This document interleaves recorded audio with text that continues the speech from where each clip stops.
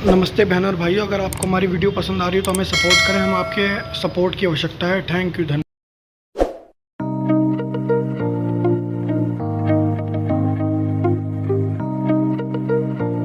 काबिज भारतीय फौज ने इलाके के दाखिली और खारिजी रास्ते बंद कर दिए। 2 रोज के दौरान काबिज भारतीय फौज के हाथों शहीद कश्मीरियों की तादाद 6 हो गई है। जिहादी तंजीमों के हवाले से कार्रवाई करने का मुतालबा किया गया है, तो आप इसको कैसे देखते हैं कि ये पाकिस्तान के खिलाफ भारत ऐलान जंग तो नहीं?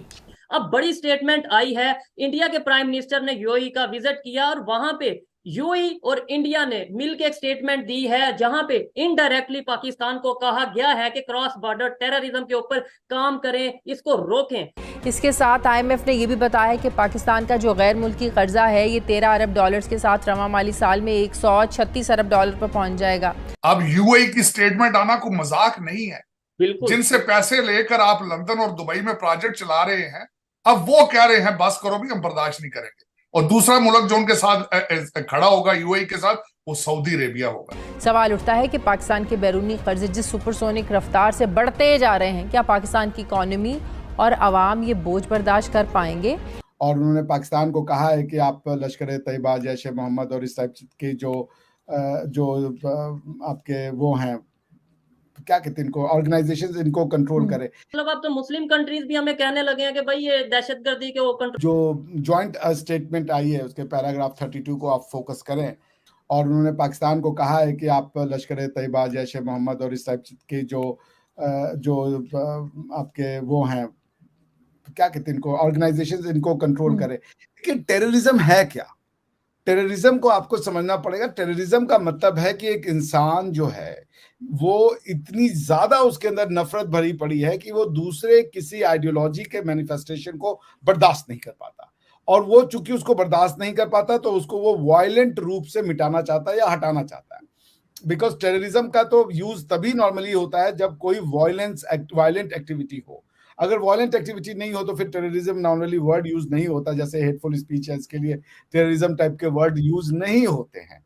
तो क्यों है ये हेट्रेड है, या ये उस दिमाग, ऐसे किसी आदमी का दिमाग इतना सेंसिटिव बना देना कि वो प्लूरैलिटी को, डाइवर्सिटी को, दूसरे आइडियोलॉजीज को अगर वो बर्दाश्त न कर पाए और उसको डील करने का तरीका सिर्फ अगर आर्म्स एंड एम्यूनिशन रखे, तो फिर इस तरीके के जो तंजीमें हैं या इस तरीके की जो ऑर्गेनाइजेशन है उनका जन्म होता है।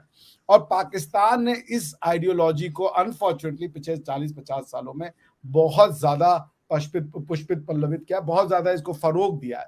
And that's why it's time कि पाकिस्तान जो है उसको अगर टेररिज्म से काउंटर करना है तो it does not need arms, it does not need tank, it does not need F-16, F-18, F-20 जो ये कहते हैं कि हमें तो टेररिज्म से लड़ना है तो हमें हथियार दीजिए।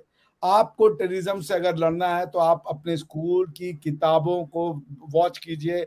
आप अपने यहाँ पे दूसरे जो इस तरीके के अनरेगुलेटेड एजुकेशनल संस्थाएं हैं जहां पे कुछ भी पढ़ाया जा रहा है, कुछ भी बोला जा रहा है, आप उसको चेक नहीं कर रहे हैं, वहां है रूट कॉज। क्योंकि टेररिज्म कोई इंसान को मारने से, टेररिज्म किसी टेररिस्ट को मारने से टेररिज्म नहीं बंद होगा।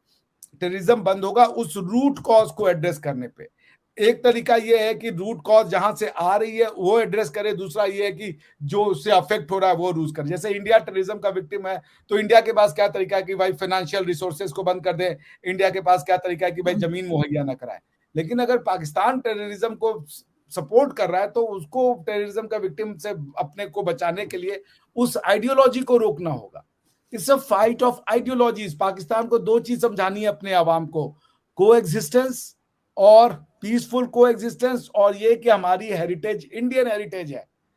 अगर आप मुझे समय दें, मैं आपके लिए तुर्की का कॉन्स्टिट्यूशन अगर आप बोलेंगी ना तो मैं आपको पढ़ के सुना सकता हूं कि तुर्क्स, जिनको कि आप अपना वो मानते हैं कि भाई हमारे हीरोज हैं टर्क्स, उनका कॉन्स्टिट्यूशन क्या कहता है अपने बारे में और आपका कॉन्स्टिट्यूशन क्या कहता है, आप उसको ही कंपेयर करके सीख लें।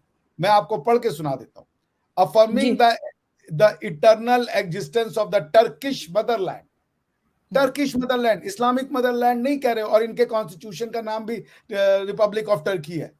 Affirming the eternal existence of the Turkish Motherland and nation and the indivisible unity of the sublime Turkish state, This constitution, in line with the concept of nationalism introduced by the founder of the Republic of Turkey, Ataturk, the immortal leader of the unrivaled hero, and his reforms and principles. अब आप देखिए वो क्या कह रहे हैं, वो nationalism की बात कर रहे हैं। हिंदुस्तान का जो मुसलमान है या पाकिस्तान का जो मुसलमान है, वो उसको नेशनलिज्म पसंद नहीं आता। टर्की कह रहा है कि हम नेशनलिज्म की बात कर रहे हैं, टर्की कह रहा है कि हम एक टर्किश आइडेंटिटी है, वो नहीं कह रहा है कि हमारी इस्लामिक आइडेंटिटी या मुस्लिम आइडेंटिटी है। तो आप तुर्कों से ही सीख लें।